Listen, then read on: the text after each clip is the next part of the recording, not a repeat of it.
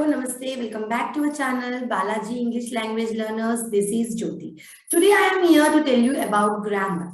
So always we have a doubt in our mind that what is grammar, and what is grammar.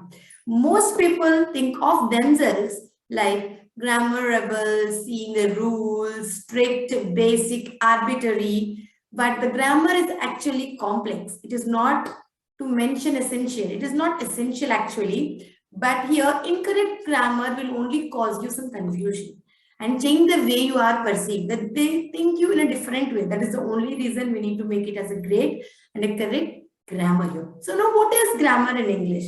At a high level language, the definition of grammar is a system of rules that allow us to structure the sentence.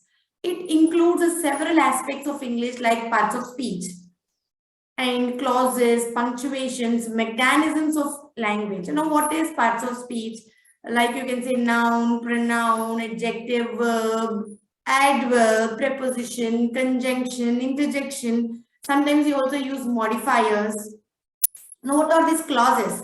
Independent clause, dependent clause, compound clause, and now the punctuation marks like full stop, period, comma, semicolon, and when we have to apply, where to apply, all these are the questions raised which we are using is a part of a grammar. Now what is mechanics of language? This mechanics of language is nothing but the word order, semantics, and the language structure or the sentence structure, the way you portray the things. Now the grammar's wide scope may make it as a proofreading. Now you can make it a proofreading difficult. And if you don't have the grammar rules correctly or the structure correctly, the proofreading will be a little bit difficult. And the dry academic conversations that often revolve around it can make the people's eye glaze over. But without these grammatical rules, chaos would ensue. So even if you aren't a fan or who is really a fan, still important to understand that there are few types of grammars and theories where as long as there have been the set of rules and there have been the theories about what make it work, how to classify it. For example, if I say American linguist Noam Chomsky posted the theory of universal grammar, it says that common rules dictate all language. The rules dictate all the language. In his view, humans have an innate knowledge of language that informs those rules. That he reasoned is why children can pick up on complex grammar without explicit knowledge of the rules. But grammarians still debate about whether this theory holds true or false. There are basically two types of grammar. Example, I can give you like two, like prescriptive and the descriptive.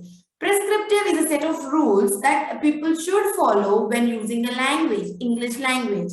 Now, descriptive is how we describe the way people are using the language. It will be divided into two. As I told now, how did grammar become what it is today? What it is today, it is very essential, right? How did it become what it is today? Grammar has been in a constant state of evolution starting from the creation of the first textbook on the subject in about 100 BC by the Greeks. Yes, by the Greeks. The Romans later adapted their grammar to create Latin, which is spread out across Europe to form the basis of languages like Spanish and French. Eventually, the Latin language became the Latin grammar, language grammar became the basis of the English model in the 11th century. The rules of grammar changed with the times from Middle English in the 15th century to what we know right now, today. Another consequence of the grammatical changes has been the development of various areas of linguistic study like phonology. Now, what is phonology? How languages or dialects organize their words. And morphology. Now, what is morphology? How words are formed, how and their relation work. How is their relationship working on? The ancient grammar rules have changed as people have tested the alternative ways of using the language. Now, if I say Shakespeare ended the sentence with preposition, we generally don't do that. Correct? So Shakespeare said in one particular line that fly to others that we know not of. See, so that he ended the sentence with a preposition. It is just an updated version. So now if you have another thing like William Faulkner started the sentence with only the conjunction. So he starts like but before the captain could answer, a major appeared from behind the guns.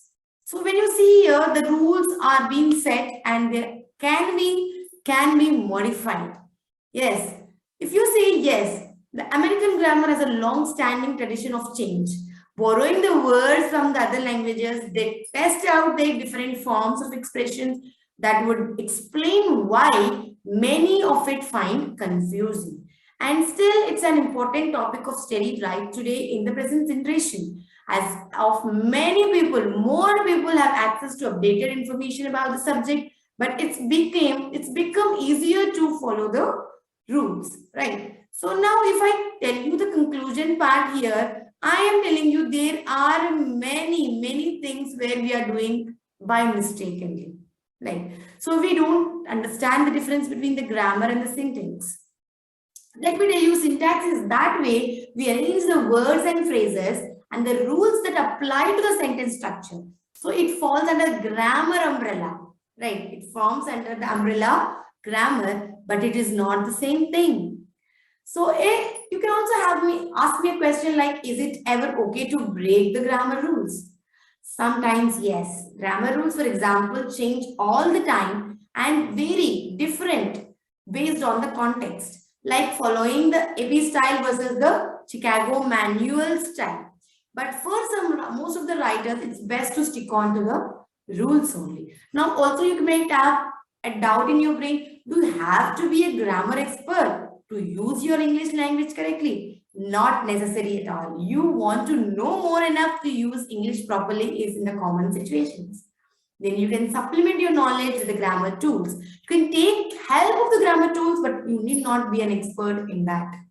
And some resources also will be there. You can just follow them and use your brain and use the correct things. Okay, how do you use or how do you correct your grammar is the first question. So knowing the rules is the first good start. You have to know the rules, but to get to the best results, make sure your drafts get another set of eyes on them. Like when you have written it, check it, recheck it once again. You yourself will correct your grammar. Editing yourself. That could be an editor, a knowledgeable co-worker, or a writing assistant. Yes, all the best for your future. This is the thing which I wanted to tell you today. All the best, keep rocking, and you can start your note or your diary entries or your things which you are published. If you wanted to publish it in your particular journals or the journals or so called the magazines, it's up to you. You can start writing. There is no limit or there is no age limit particularly. I can tell you, you can start right away. Everybody can write, everybody can speak, everyone have their inner talent. So take your talent out. This is the best opportunity. You can write a lot, whatever you feel like. You can make it as a diary entry, right? So whatever you're writing, if that worth something or someone can be changed by your writings, that means you are absolutely fine. You're absolutely a mind-blowing writer. This is a particular thing I wanted to tell you. Thank you so much. Have a nice day. Bye-bye. Meet you again.